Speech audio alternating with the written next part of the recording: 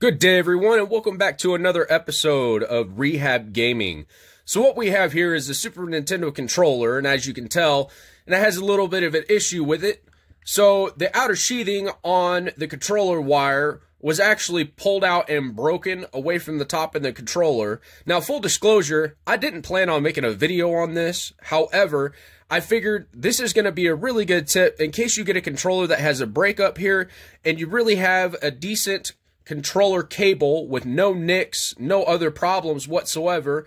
And I'm going to show you a little tip and trick that I use when we have a little bit of a breakup here in order to fix this using the original cable, and it looks almost like it never happened. Stay tuned and we'll get right at it.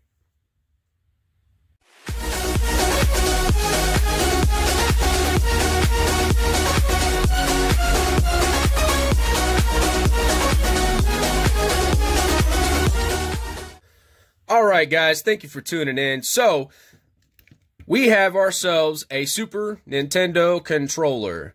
And as you can tell, the sheathing is missing on this section of wire. So the Super Nintendo controller has multiple conductors inside of this black sheathing.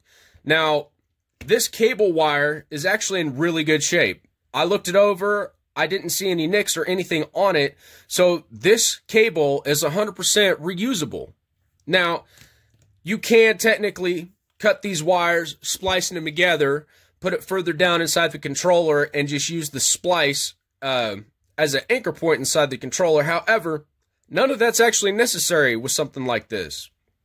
So, like I said, I didn't originally plan on recording a video about this. However, I figured this would be a good time to kind of show you a little tip and trick that I use in order to fix these controller cords when they have a break right here as soon as they come out, because Super Nintendo and the NES controllers didn't have strain relief on their cables, and it was really common for, years and years of use. The jacketing would break somewhere along here after it comes out of the controller just because of the bending and movement of that wire over time. And of course, this shielding or this covering here gets a little bit of weak, so it actually splits. Now, I went ahead and I trimmed off the broken piece of the black covering on this cable, and then I knotted this up here, and I figured, why not? I'll just go ahead and show you guys what I do in order to try and fix these controllers. Now, to start, I'm actually going to clean this controller up a little bit. It has a little bit of gunk on the outside. You know, that's expected, especially with how old these controllers are. This is an original Super Nintendo controller. But after we get done cleaning this, I'm going to go ahead and show you what I do in order to trim up this covering, tuck this back inside, and it looks like it never even happened. It almost looks brand spanking new, like you never had an issue with that wire. So for starters, I'm going to go ahead and speed up the video while I'm cleaning this controller up. Really simple. All you need is some isopropyl alcohol, a soft bristle toothbrush, and probably a couple of Q-tips. We're going to go ahead and clean the outside of the controller casing. We're going to clean the button contacts. We're going to clean the little spongy contacts behind the buttons. We're going to clean that main board up. And then after we get that done, we'll slow the video back down, and I'll discuss with you how I get this cable back in this controller where you can't even tell that this issue is there anymore. Now, full disclosure, this is going to be a controller that I keep. I'm not going to plan on selling this controller at all. If for some reason later on down the road I do plan on selling it, this is something that I would take a picture of and post it up on eBay saying, hey, the sheathing on the controller cable did break up there at the top of the controller. It was tucked back down inside the controller, just a heads up. That way, if somebody was going to buy it, they know exactly what they're dealing with. So, we're going to go ahead and get right at it, take this controller apart, and we're going to get to cleaning. Now, for starters, to get a Super Nintendo controller out, you have 5 screws on the back-hand side. They are all Phillips head screws. Just take your small Phillips head screwdriver, knock those screws out, then the two halves separate, and then you can get to the main component. So I'm going to go ahead and speed up this video while I'm doing the cleaning process, and then we'll slow it back down so we can discuss how we're going to take care of that wire.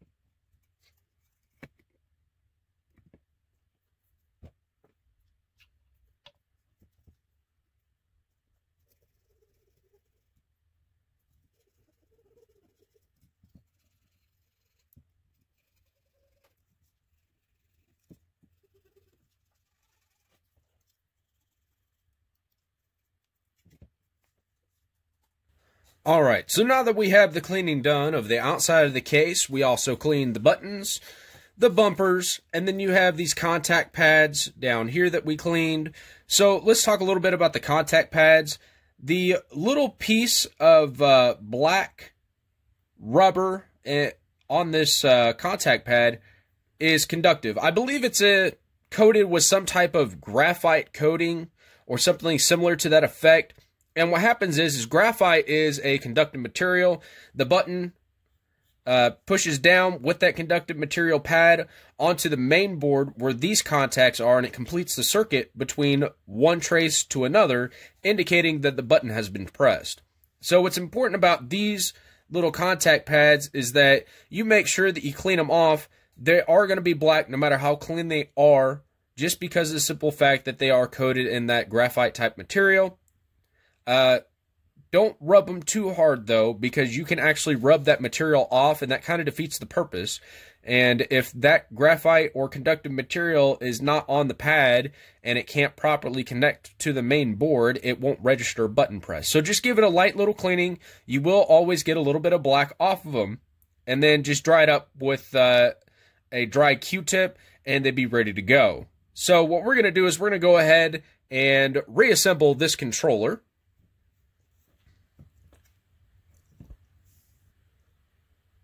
So here's a cool thing about these Super Nintendo controllers. So printed on the backhand side of the faceplate, you have lavender and then down here purple. These are the color schemes for the North American release version of the controllers.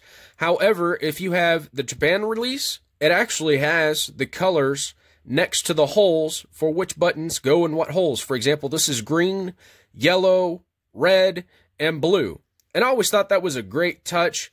I know it helps them out when they're assembling these. When they initially came out, it just helps to make sure that you're putting the right buttons in the right holes while you're assembling them at the plant. But just for guys like us, or gals, that repair and restore retro gaming systems, controllers, and stuff like that, it's the little touches like this that that really do help us out a lot. Just because it lets us know exactly what buttons are supposed to go where and how to orient them. Also, on these buttons, you see little notches that are cut out here. Those notches are for tabs on the sides of the buttons.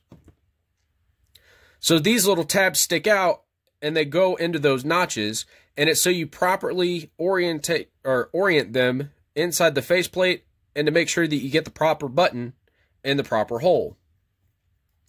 Now, just to make sure that you get the proper one in the proper hole, just look at it, make sure you line up all of the wings or the tabs, and they just drop right in.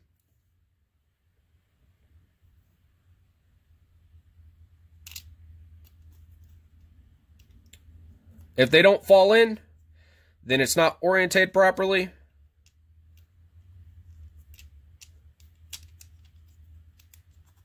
And if they don't fit in the hole, move it over. And right there, it just fell right into place. And we're going to do the rest of the buttons the same way.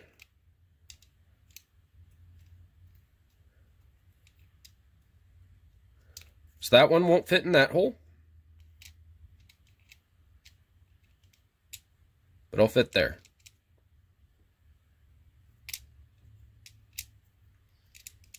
And there we go.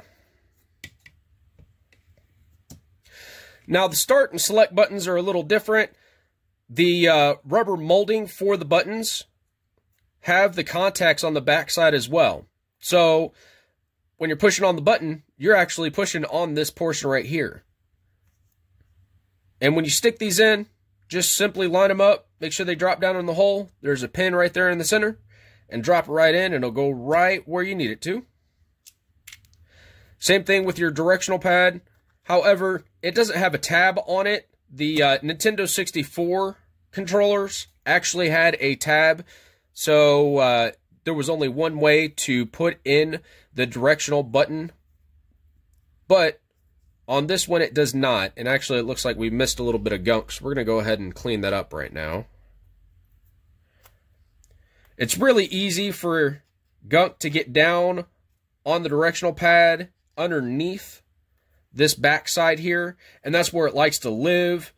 And it's really hard to see once you get it wet with the isopropyl alcohol if you got all of it up. So if it dries and you see a little more gunk in there, just go ahead and go back over it again, because it's, like I said, it's really easy to miss these little crevices, and then you can always use a toothbrush to make sure you just get down in there and knock everything loose.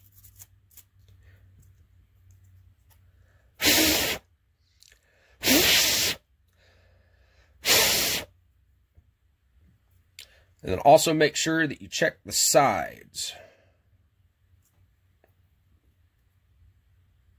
All right, perfect. And we'll drop it back in there. So the easiest way to tell the contact pads apart from one another, the directional pad is always going to be this circle. The 4 buttons are always going to be this diamond shape.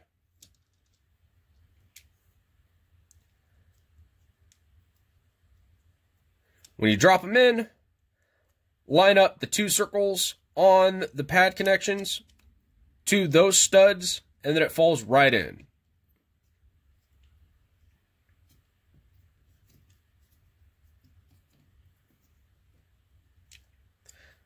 Same thing with the directional pad. Line it up with the post.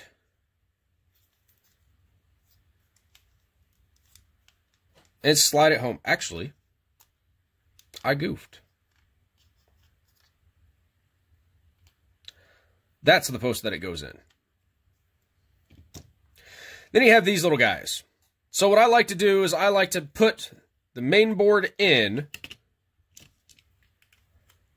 to the controller housing first. Then I take these little guys, slide them down in the hole like that,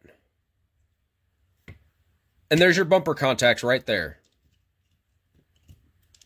Make sure that these seat all the way down behind. Push them down firmly. Then you have your bumpers. So, when you're using these, make sure that you pay attention to the pins. The pins are not held in to these bumpers.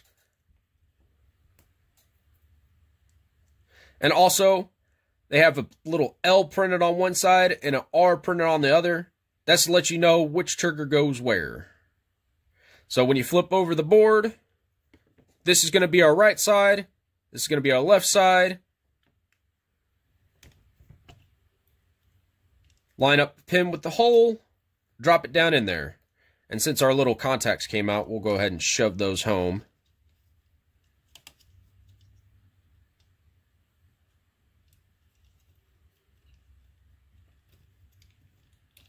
And then, just make sure it clicks. Same thing with the other trigger. Take the pin. You can either stick it into the bumper, or you can stick it down in here to the hole where it's supposed to go. Either way, it doesn't matter. Put your bumper in, rotate it around, make sure it's on top of your rubber contact piece, slide it down, and make sure the lip is behind the inside of the face. Excuse me, the faceplate. So now we're back to just putting it back together.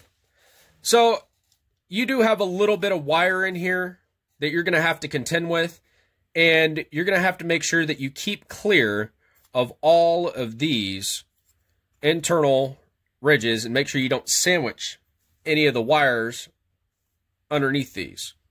This is supposed to support the buttons area. This is supposed to support the directional pad, so when you're pushing really hard and, you know, the stress of gaming, you're trying to get past a level and you mash on the controller. These are here to make sure that it supports the controller and that it doesn't wear down the board, flex it, or anything like that. And then you have cable support posts like this right here. And then, of course, you have your screw studs, and then you also have little supports for the boards for the bumpers. Now, when you're routing this in, what I start out with is grabbing this side of the cable and lining it up just a little bit inside of these two posts. These are retainer posts, They also serve as a form of strain relief, so when you're pulling on it, it doesn't yank this wire out of the controller.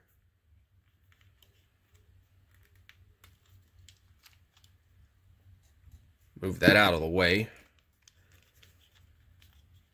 Then you wrap it around this way, push it down in there, and you wrap it around this way. So basically, it's going to be doing an S down in there. Now, with this little whoop of wire, as long as it stays down in there and it avoids that area, we should be able to drop the back of the controller just directly on top of this board, and we shouldn't have any issues with fitment. But if we do have a little bit of an issue, we'll just move the wire around, make sure that the loop is out of the way of the posts, and it should just drop into place. In order to line up the back, what I like to do is keep an eye on the bumper pins here and these holes at the top. That's where the pins are going to seat into when you put the controller half back on. And then she just drops down. And then wiggle it a little bit. See if you have anything bunching up or something that doesn't feel right. Feels a little goofy, so I'm going to take a look and make sure everything's properly aligned, make sure I'm not sitting on anything.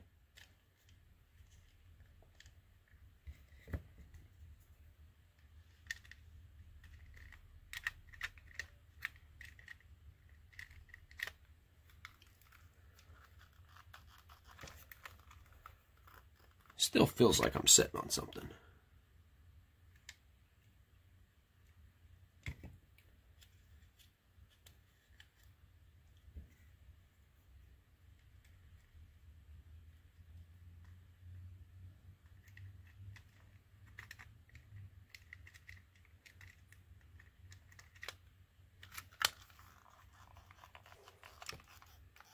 All right.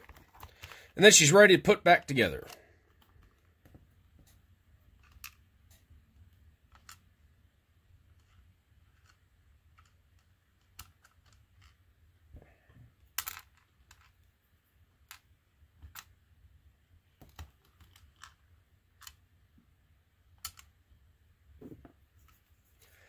Now, when I'm putting these Super Nintendo controllers back together, I turn the screw counterclockwise as soon as it fully seats down into the hole.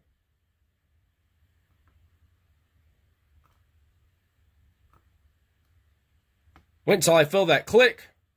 That lets me know that I'm seated right on top of the beginning of the threads, and just screw it home.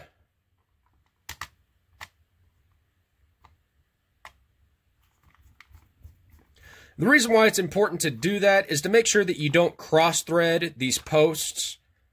Because if you cross-thread the screws, there's a possibility that you're just going to strip out the threading on the inside of the post, and it's just not going to hold anymore.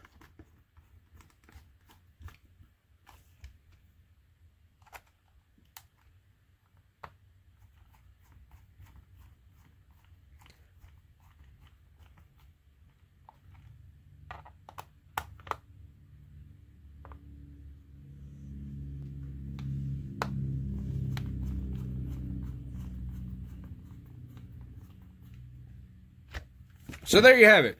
Super easy, super simple fix.